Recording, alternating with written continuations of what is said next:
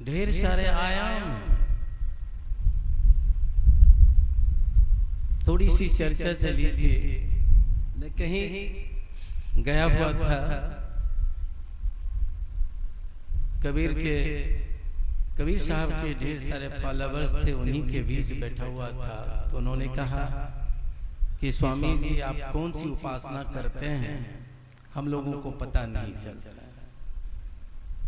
उपासना की जो पद्धतियां हैं उनको आप समझ सकते हैं, लेकिन उपासना का चरमोत्कर्ष जो है बिना भक्ति परक आंख के शायद आप नहीं देख पाएंगे, नहीं समझ पाएंगे। मैंने इन्हें भी मना किया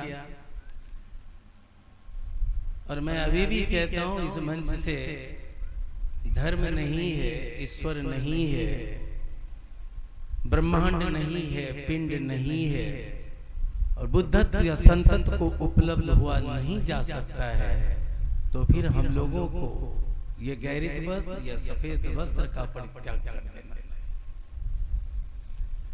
यहाँ आने का उद्देश्य एक ही है कि एक छोटी सी विधा मिल जाए और शायद उसी को अपने जीवन में उतार कर अगर संतत्व को उपलब्ध हुआ जा सकता है, बुद्धत्व को, जिन्नत को, ब्रह्मत्व को, तो बड़ी अच्छी बात है। मैं आप लोगों को विद्वता के अहंकार में झोंकना नहीं चाहता हूं। बड़े से बड़े विद्वान होंगे, होते रहेंगे, लेकिन मैं इशारा करने आया हूं कि आप जहां हो वहीं से जागकर अगर आपकी श्रद्धा, आपकी निष्ठा अपने को प्राप्त करने में ही है कि मैं कौन हूं, कहां से आया हूं, इतना भर अगर आप जाने लेते हैं तो यत पिंडे तत् ब्रह्मांड एकम जानी सबम जानी। ये चाहे जीन का सूत्र हो, लेकिन इससे पहले आपको नमो अरिहंतानम, नमो सिद्धानाम, नमो आर्यानाम, नमो उज्जायनाम। नमो अरिहंतानम का अर्थ होता है जिनके अंदर समस्त रिपु खत्म हो गए हो, शांत हो गए हो, जो अरिहंत हो गए। अरिहंत जीन की भाषा में जो जैन धर्मावलंबी है, एक तरह से उसका आशय है कि मैंने जाना है। अब जाना अपने को या अस्तित्व को या भगवान को, ये प्रश्न नहीं है। मैं तो सीधा साधा, रतन जी को भी पता है कि मैंने बचपन में साधना शुरू करी थी तो मैंने स्थूल की उपासना करी थी, सगुण की भक्ति करी थी। बाद में सगुण की भक्ति करते करते जब मुझे लगा कि यह सब कुछ सिमट कर कोई ऐसी सत्ता है, ब्रह्मांडीय नाभि है, जिसमें इनका प्रवेश होता है और वहीं से आकर फिर प्रसार होता है, जिसको हम लोग क्षोभ और क्षरण कहते हैं।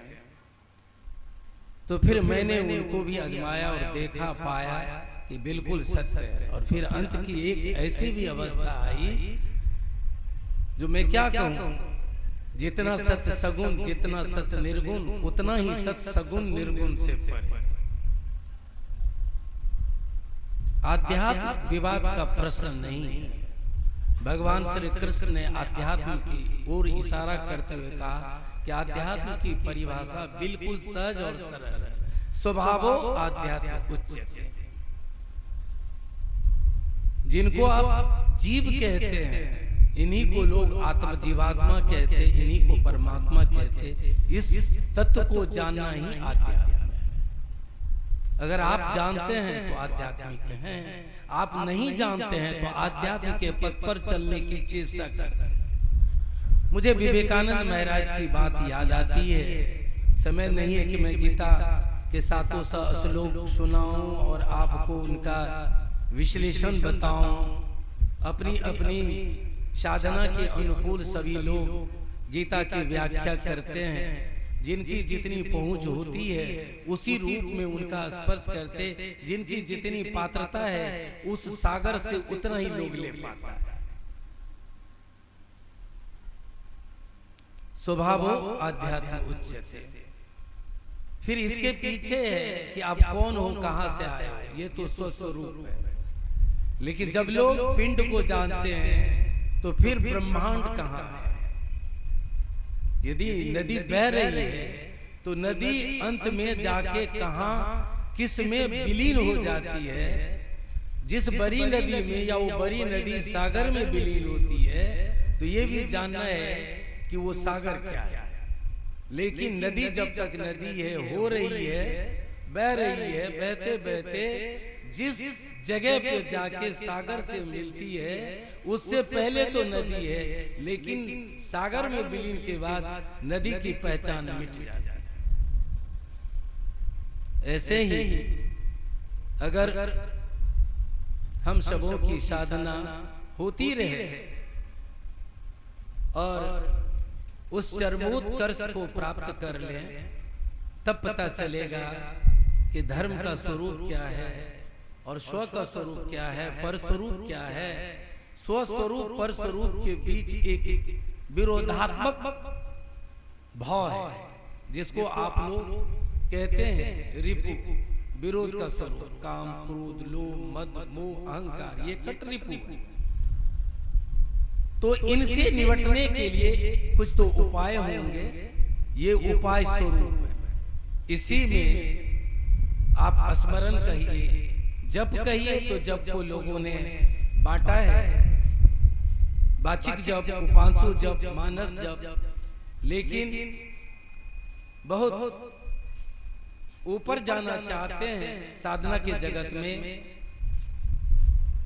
तो मानस जप को भी भूत शुद्धि में, चक्र शुद्धि में, ग्रंथि वेदन जप में, हृदय जप में और मूर्धा जप में सन्निहित करके इन जप के माध्यम से जप और पाप का नाश होता है। जिसका जन्म होता है मरण भी होता है, जन्म नहीं होगा तो मरना क्यों पड़ेगा। इससे ऊपर हम लोग उठते चले जाए। लेकिन जब जप की बात होती है, चाहे वो सकार हो या हकार हो, सबकी अपनी पद्धतियां हैं। सो हम तत्व न बोलने की चीज है, न प्रकट करने की चीज है। ये अनुभव गम्य है, अनुभूत विधाय है। और इसमें जिनका आना होता है, जिनका जाना होता है, वह बिल्कुल ही अपने आप में बड़ा ही निराला होता है।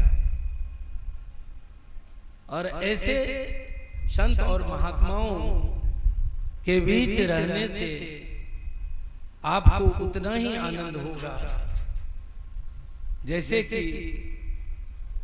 इत्र से सना हुआ शरीर के पास अगर आप हैं और नासापुट स्वस्थ और स्वच्छ है, निर्मल है, तो उसकी खुशबू आपको महसूस हो। अगर आप में पात्रता नहीं है तो शायद संतों के करीब होकर भी आप निगुरा रह जाए, बेगुरा रह जाए। लेकिन मैं तो बिल्कुल कहता हूं कि मैंने छोटी छोटी उपासना करी और उसके बाद लगा, सभी लोग बोलते हैं, बहुत लोग बोलते हैं, हमसे भी लोग बहस करते हैं, तो मैं तो उसमें विश्वास नहीं करता हूं, मैं मौन हो जाता हूं।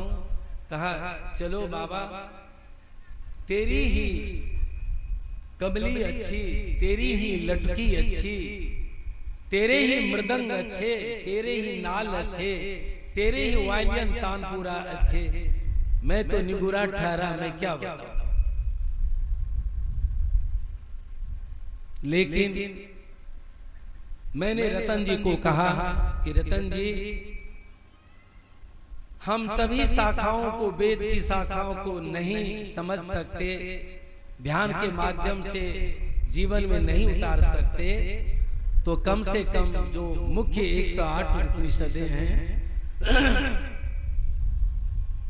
ब्रह्म विदा है, चाहे वो हंसो उपनिषद हो, प्रबल उपनिषद हो, योग तत्वोपनिषद हो, योग छोरिको उपनिषद हो, ईशावास्योपनिषद हो, केनोपनिषद, प्रश्नोपनिषद, कठोपनिषद, ऐतरेय तैतरेय श्वेत सारोपनिषद, मंडको मांडको उपनिषद हो, किसी को आप अगर जानना चाहते हैं तो लगेगा उसके अध्ययन से, स्वाध्याय से और गुरु के सानिध्य से लगेगा कि आंवले की भांति आपके तलत्ती पर ब्रह्म परिलक्षित हो रहा है। बड़े विद्वान होना अच्छी बात है, विद्वान के साथ साथ बड़े योगी साधक होना और अच्छी बात है। अगर उसमें आप संन्यास्त हैं, संन्यास्त जीवन है, तो और आप बहुत अच्छे हैं। कहीं से किसी को ले, मैं तो बराबर कहता हूं कि इस जयंती के अवसर पर अगर आप कबीर के किसी भी सूत्र को अपने जीवन में उतारते हैं तो शायद भटकने की आवश्यकता नहीं है। मेरी बात छोड़ दीजिए। अभी राजू जी परदेसी भजन सुना रहे थे, गुरु सानिध्य गुरु सहवास मिल जाए तो उसका आशय क्या है? यही ना कि गुरु के सानिध्य में रहकर मन की तरंग को मार लेना। जो मन ही चंचल कृष्ण प्रमाथि बलवत दृढ़, मन चंचल है, बलवान है और इंद्रियों को मत्ता है, लेकिन मन को बस में करे तो कैसे करे? तो अभ्यास वैराग्याभ्यंग तनिर्मूल, अभ्यास और वैराग से इसको अपने बस में कर सकते हैं। फिर प्रश्न होगा कि अभ्यासम किम इति, तो तत्र स्थितो यत्नो अभ्यास, उस परम तत्व में स्थिति पाने के लिए सतत प्रयत्न करना, बार बार अभ्यास, बार बार चेष्टा करना। और जब चेष्टा सफल होने लगती है, प्रयत्न सफल होने लगता है, प्रयत्न जब ब्रह्मांडीय ऊर्जा में परिलक्षित होने लगता है, उनके शुभ संकेत मिलने लगते हैं, तो लगता है कि हमारा पथ सही है। गुरु के दिशा निर्देश में मैंने जो चलना प्रारंभ किया था वो दिशा भी सही है और दशा भी सही है। तत्र स्थितो यत्नो अभ्यास। तो प्रश्न होगा, चूंकि यहाँ रतन जी देखते हैं कभी कभी सूत्र, पतंजलि योग सूत्र का अध्ययन करते हैं, मैंने कहा करते नहीं, अब अभ्यास भी करते हैं। तो एक प्रश्न है कि वैराग्यम किम इति, वैराग्य किसे कहते हैं? तो दृष्टा अनुश्रविक विषय वित्रस्य वशीकार संज्ञा वैराग्य, देखे और सुने हुए विषयों में, देखे और सुने हुए विषयों में आसक्ति के अभाव को वैराग्य कहते हैं। मैं जब बिल्कुल छोटा था तो मेरी माँ कहती थी कि आज व्रत है, उपवास कर लो।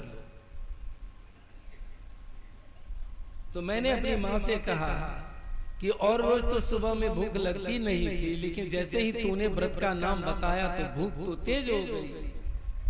अब तो हरी मिर्च को भी देखकर जिह्वा में पानी आ रहा है, तो ये दिन भर का उपवास कैसे चलेगा? मेरी माँ, ये उपवास नहीं है, ये तुम हमसे अनशन करवा रही हो। फिर बाद में पता चला गुरुओं से कि उपवास का अर्थ होता है दृष्टा। जो दृष्टा है, जिन्हें आर पार की दृष्टि है, जिन्होंने ईश्वर को समझा है, जाना है, जिन्होंने धर्म को जाना है, जिन्होंने सत्य को जाना है, जिन्होंने तत्व को जाना है, जिन्होंने जीव तत्व को जाना है, उनके करीब बसना ही उपवास है। अब एक छोटा सा उदाहरण है। अब अपने घर में सोए हुए होंगे जाड़े के मौसम में, देर रात में आपने सोया है, सुबह जब आंख खुली तो आपने देखा कि वेंटिलेटर होकर आपके घर में सूरज की किरण आ रही है। प्रतीत हुआ कि सूरज उगा है, परंतु संपूर्णतया आपने सूर्य को देखा नहीं, उसकी थोड़ी सी झलक। अब आपने क्या किया, खिड़की खोली और खिड़की से बाहर में धूप खिली खिली दिखाई पड़ रही है। उसी सूर्य की ये आभा है, आपको उसी सूर्य की प्रतीति हो रही है, उगने की प्रतीति हो रही है कि सूर्य उगा है, परंतु फिर भी आपने सूर्य को नहीं देखा। लेकिन जैसे ही घर से बाहर आप होते हो, आप आकाश में उस खिले हुए सूर्य को देखते हो। आपको महसूस करना है, फॉलो करना है कि वही किरण वेंटिलेटर होकर आ रही है, वही धूप, उगा हुआ सूर्य, उसकी धूप खिड़की से दिखाई पड़ रही है, और वही सूर्य जब आप घर से बाहर आते हैं तो आपको स्पष्ट दिखाई पड़ता है। बंधुओं, जब तक आपको बोध नहीं हो रहा है कि मेरे अंदर कुछ है, ये अविनाशी तत्व है, तब तक तो आप समझिए कि कहीं से छोटी सी किरण आपको मिली है, आभास होता है कि मेरे अंदर कुछ तो है जिसके निकल जाने से मेरी मृत्यु हो जाए। लेकिन जब आप आंख बंद करते हैं, ध्यान प्रारंभ करते हैं, और जो प्राकृतिक चक्षु है उससे आप नहीं देख पाएंगे, तो जो मन चक्षु है, मन रूपी आंख से देखना प्रारंभ करते हैं, और जिस समय में मन आपका मिट जाता है, निश्चयात्मक बुद्धि तैयार होती है, हल्की सी उस परम तत्व की किरण दिखाई पड़ती है, और वह दिव्य चक्षु से, लेकिन उस तत्व को, उस परमात्मा को दिव्य आंख से भी नहीं देख सकते। उसको देखने के लिए तो आत्मचक्षु ही चाहिए। ऐसे ही बस वही है, जीव है, और जब आप खिड़की से उस प्रकाश को देखते हैं आंख से, तीसरी आंख से, तो आत्मा है। जब आप यहां से निकल के पूरे ब्रह्मांड का भ्रमण कर फिर इसमें प्रवेश करते हैं तो वही परमात्मा।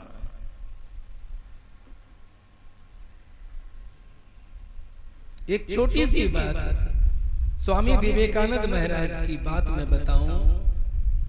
उन्होंने कहा कि मेरे पास वर्षों तक रहकर, बैठकर मेरे उपदेश को श्रवण करो और साधना नहीं करोगे, अभ्यास नहीं करोगे, तो शायद धर्म को नहीं समझ सकोगे।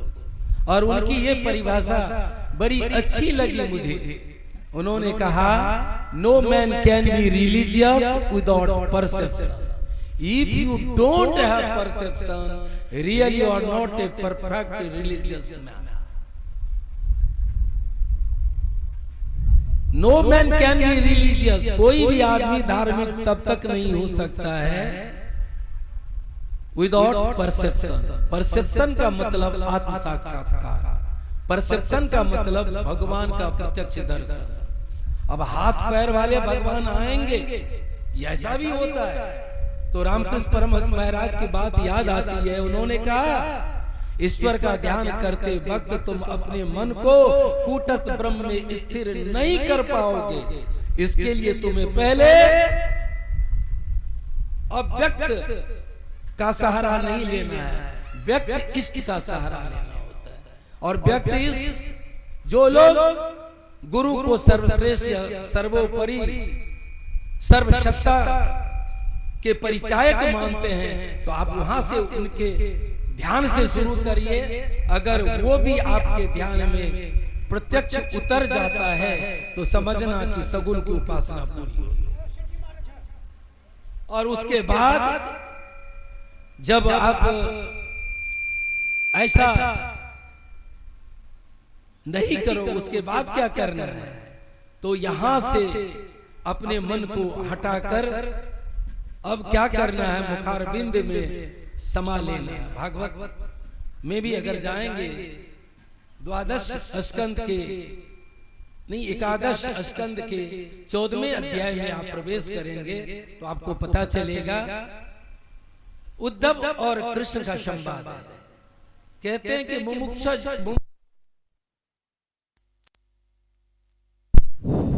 आपके किस स्वरूप का ध्यान करें, कैसे करें? तो कहते आसनस्थ हो जाइए, प्रेमांजलि मुद्रा लगाइए, संप्रेक्ष नासिकाम, और अपने इस नासिका को देखिए, दिशा अवलोकन, किसी और न देखते हुए मेरे सर्वांग शरीर का ध्यान कीजिए, गुरु के सर्वांग शरीर का ध्यान कीजिए। कोई फर्क नहीं, अगर गुरु के सर्वांग शरीर का ध्यान करते, फिर दिव्य ज्योति का ध्यान करते, आपको वहीं पहुंचना जहां कोई कृष्ण की भक्ति कर पाते हैं। श्रद्धा होनी चाहिए। तो उन्होंने कहा ठीक है, प्राणायाम की बात है, उसके बाद अगर आप क्या करोगे तो मेरे सर्वांग शरीर के ध्यान के उपरांत मुखार वृंद का ध्यान करो। अगर यह भी संपन्न हो जाता है तब ज्योति स्वरूप का ध्यान करो। फिर और क्या करना है, तो अपने अंदर के ज्योति को निकाल कर मुझ परमेश्वर के ज्योति में मिला दो। ज्योति ज्योत समान, ऐसा करना है। तो यहां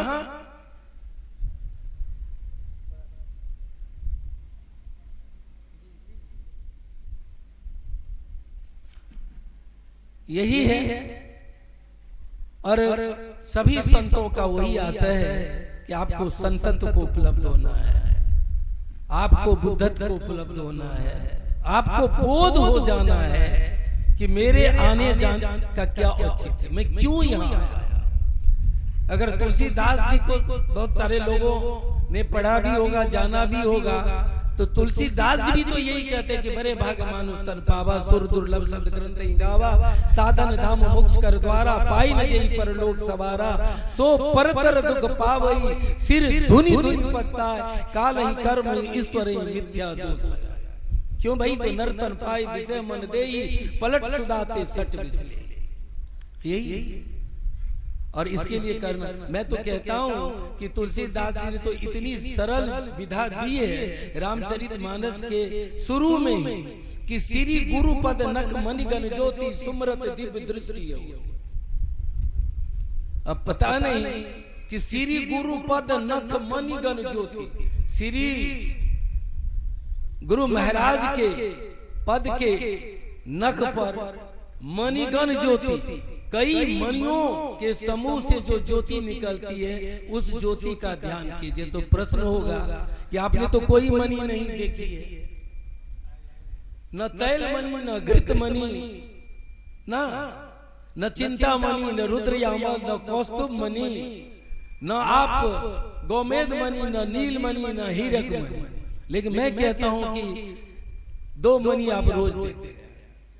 एक नवोमणि देखते हैं जो आकाश में सूर्य उगा हुआ, उसको नवोमणि कहते हैं। तो सूर्यमणि और चंद्रमणि, पूर्णिमा में आप चंद्रमा को देखते हैं और दिन में सूर्य को देखते हैं। ऐसे ही अपने गुरु के श्री चरणों के नख पर, तो हो सकता है कि प्रश्न हो जाए कि किस नख पर, यह भी तो बात हो सकती है। तो दाएं आप, चूंकि जीव जो है उसमें अगर अपने स्वामी को चाहते हैं तो संसार में जितने भी लोग हैं सबकी दशा स्त्रीण दशा है। इसीलिए आप गुरु को स्वामी कहते हैं, भगवान को स्वामी कहते हैं। तो स्वामी गुरु के दाहिने पैर के अंगूठे के नख पर उस सूर्य जैसे प्रकाश का ध्यान कीजिएगा, तो हमको लगता है कि कुछ ही महीनों में, वर्षों में आपको दिव्य दृष्टि हो, तो भटकने की आवश्यकता तो यही खत्म हो। और जब दिव्य दृष्टि है तो आंख से देख लीजिए कौन कितने पानी में है, कौन क्या करता है, किन की पहुंच कितनी है, ये तो आपको खुद पता चलेगा।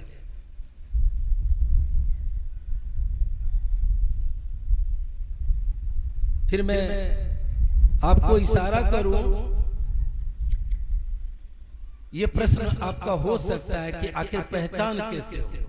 तो भगवान श्री कृष्ण, मैं एक दो श्लोक में खत्म करता हूँ। रतन जी को मैंने कहा भी था कि मुझको कम समय देना, मुझे काम भी है।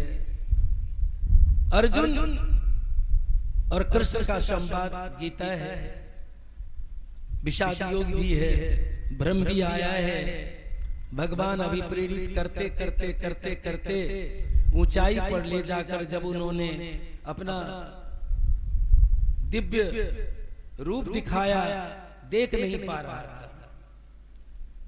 और एक बात मैं बताऊं कि जो लोग जानते हैं सही है कि अर्जुन को भगवान ने अपना विराट दिखाया, तो विराट रूप दिखाया तो क्या देखा, जहां से भगवान जिस शक्ति के बल से, जिस ऊर्जा के बल से वो अपने शरीर को फैलाते चले जा रहे थे, सूर्य चांद नक्षत्र ग्रह तारे ब्रह्मांड को दिखा रहे थे, सब अपने में दिखा रहे थे, सागर को नदी को, तो वो फैलता हुआ जो शरीर था किस शक्ति के बदौलत इसमें इतनी विराटता आ रही थी। अर्जुन ने उन्हें तो नहीं देखा, सिर्फ प्रसार होते हुए देखा और संकोच होते हुए देखा। वो भी भगवान श्री कृष्ण की कृपा से उन्होंने कहा तुम बिना दिव्य दृष्टि के न तो मेरी विभूति देख सकते हो न मेरा ऐश्वर्य देख सकते हो। इसीलिए उन्होंने कहा, मैं थोड़ी सी अंग्रेजी में समझा देता हूं और हिंदी में भी, you can not see me with the help of gross eye, so I worship you divine eye, and with the help of divine eye you build my power of yoga, not the real form of Krishna. उन्होंने भगवान के सही स्वरूप को नहीं देखा, उन्होंने विभूति देखी, ऐश्वर्य देखा और उन्होंने कुछ नहीं देखा। तो मैं ये बता रहा हूं, उनका प्रश्न है अर्जुन का कि स्थित प्रज्ञस्य का भाषा, दूसरे अध्याय में 54 श्लोक से शुरू, स्थित प्रज्ञस्य का भाषा समाधिस्तस्य केशव स्थिति किम प्रभासेत किम आसीत ब्रजेत।